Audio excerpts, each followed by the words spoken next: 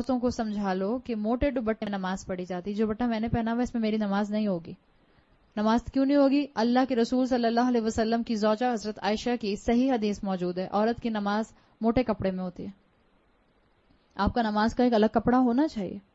میں اس کپڑے میں، اس دوپٹے میں نماز نہیں پڑھ سکتی ہوں، نماز نہیں ہوگی. پھر اگر میری سلیوز یہاں تک چڑھی ہوئی ہیں اور میری رسٹ کھلی ہوئی ہے، میری نماز نہیں ہوگی. میری نماز کے لیے میرا سطر پورا کور ہونا، کور ہونے کا مطلب ریپ ہونا نہیں ہے. دیر is a difference between rape ہونا اور کور ہونا. ریپ والا نہیں، میوزک والا ریپ نہیں، ڈبلیو والا ریپ. ایک ہوتا ہے میں اس گھڑی کے گرد ایک چیز ریپ کر دوں ایسے کر کے، اور میں نے اس کو بالکل ٹائٹ کر دیا، اب یہ ریپ ہے. صحیح، یہ ریپ ہے. اور اگر میں نے اس کو بس ایسے کر دیا، اب کور ہے.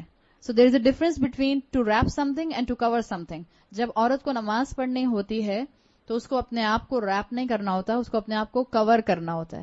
سو برائے مہربانی اگر آپ اسکنی جینز پہنتی ہیں، یا اگر آپ ٹائٹ لیگنز پہنتی ہیں، یا اگر آپ ایسا چوڑی دار پاجامہ پہنتی ہیں جس کو اتارنے کے لیے آپ کو کشتی لڑنی پڑتی ہے، تو پلیز اس کے اندر نماز نہیں ہوتی ہے.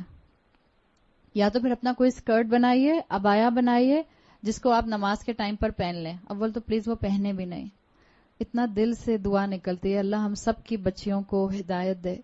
وہ لباس جو ہمارے جسم کی ایک ایک ساخت کو واضح کر دے، وہ لباس آپ گھر میں بھی نہیں پہن سکتے. بیٹی باپ کے سامنے پہن سکتی ہے؟ نہیں پہن سکتی ہے. کیسے پہن سکتی ہے؟ انفیکٹ عورت کے سامنے نہیں پہن سکتی.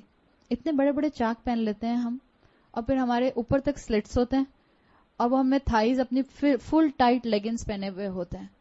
عورت کے سامنے سطر کیا ہے؟ نیول ٹو نی، ناف سے لے کر گھٹنوں تک. یا آپ کسی عورت کے سامنے بھی نہیں کھول سکتے انٹل انلیس کہ آپ گائنوکالوجسٹ کے پاس جا رہی ہیں یا ڈاکٹر کے پاس جا رہی ہیں. اور ہمارے یہاں کتنا کامن ہے انڈر لیگز ویکسنگ کروانا. اٹس حرام، فوربڈن، ناٹ الاؤڈ. نماز کے لیے موٹی چادر استعمال کیجیے. نماز کے لیے ایسی چادر استعمال کیجیے کہ جس میں آپ سر سے پاؤں تک کور ہو جائیں. اگر آپ نے ڈھیلا لباس نہیں پہنا ہوا ہے، کوئی عبایا رکھ لیجیے اپنا، کوئی اسکرٹ بنا لیجیے اپنا. اس چیز کا احساس کیجیے. یہ تو میں لباس کی بات کر رہی ہوں. اور تم نے نیل پالش لگائی ہوتی ہے، اور کئی کئی دن سے لگائی ہوئی ہوتی ہے. اب تو جب سے یہ اللہ ہم پر اپنا رحم کرے، یہ جب سے کون سے والے نیلز آئے ہیں، آرگینک نیلز ہیں، آرگینک کلرز آئے ہیں کچھ.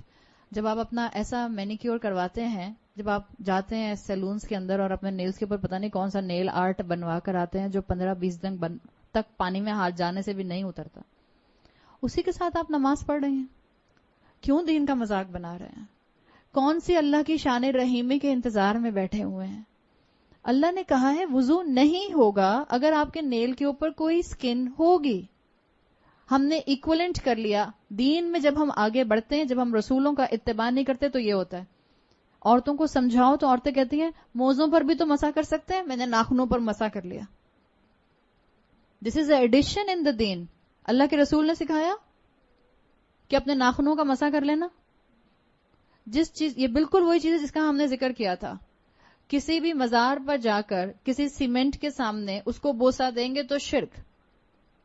حرم میں جا کر حجر اسود کو بوسا دیں گے تو عین عبادت. موزوں پر مسح کرنے کا رسول اللہ صلی اللہ علیہ وسلم نے بتا دیا، الاؤڈ. نیلز کے اوپر نیل پالش لگا کر مسح کرنے کا نہیں بتایا، ناٹ الاؤڈ. مت آئیں ان دھوکوں میں، یہ پینیٹریٹڈ ہے، یہ آکسیجنیٹڈ ہے، اس میں سے پانی پینیٹریٹ کر جاتا ہے. آپ نے ٹرائی کر کے دیکھا ہے؟ مسلمانوں کو بے وقوف بنانے کے لیے ساری قومیں موجود ہیں. یا تو پہلے پریکٹیکل کر کے دیکھ لیجئے. کوئی ایسی نیل پالش اب تک یہاں تک نہیں پہنچی پاکستان میں جس کو بڑے بڑے کلیم کر کے کہا گیا کہ اس میں سے پانی پینیٹریٹ ہو جاتا ہے. سیدھا سا علاج ہے، کر کے دیکھ لیجئے. میں نے تو 4 کو کر کے دیکھا، کسی میں سے بھی نہیں گیا. بٹر پیپر کے اوپر نیل پالش لگائیے اور اوپر پانی ڈالیے. اگر پانی نیچے بہ جاتا ہے تو نیل پالش پینیٹریٹنگ ہے، نہیں بہتا تو nail polish is not oxygenated. پانی نہیں بہے گا اس کے اندر سے، اور نہیں بہتا ہے. کیوں اپنی عبادت ضائع کرتے ہیں؟ عاملات ناصبہ، عمل کرنے والے اور تھکنے والے. نماز پڑھی بھی اور سر سے اوپر اٹھی نہیں تو فائدہ. مت دھوکے میں آئے. یہ دنیا متاع الغرور ہے، دھوکے کا سامان ہے. پہچانے اللہ نے مجھے اور آپ کو ایک بہت اعلیٰ مقصد سے پیدا کیا ہے، بہت اعلیٰ مقصد سے. کسی کو بہت شوق ہے نیل پالش لگانے کا، ایک وضو کر کے نیل پالش لگائیے, دوسرے وضو سے پہلے اتاریے, اپنا وضو کیجیے, نماز پڑھیے, پھر لگا لیجیے. کرتی رہیں سارا دن یہی کام, بڑی فارغ ہیں آپ. 12 اگر کسی کو شوق ہے تو میں منع نہیں کروں گی, لیکن پلیز اپنی نماز ضائع مت کیجیے. اگر آپ کو شوق ہے تو کیجیے. ایک ٹائم پہ مجھے بھی یہ شوق تھا, میں نے بہت کیا ہے. اتنا ہی شوق تھا مجھے کہ میں ہر نماز سے پہلے نیل پالش اور ریموور سے اتارا. اس وقت تو پیل آف نہیں آتی تھی, اب تو پیل آف آ گئی ہے, تو آپ پیل آف اتار دیجیے, وضو کیجیے دوبارہ, پھر لگا لیجیے اگر آپ کو بہت شوق ہے. مگر آپ کا وقت یاد رکھیے گا اللہ کے ہاں حساب کے قابل ہے.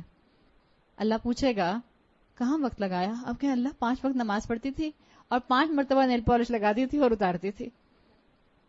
اللہ کی شان رحیمی کا دھوکہ مت کھائیں پلیز. اللہ تعالیٰ نے مجھے اور آپ کو گناہوں میں انوالو ہونے کے لیے اپنے شان رحیمی کو سامنے نہیں رکھا. اللہ نے قرآن میں رحمان کا لفظ بڑی ان سخت ٹف آیات کے ساتھ رکھا ہے جہاں اللہ کا غضب نازل ہوتا ہے.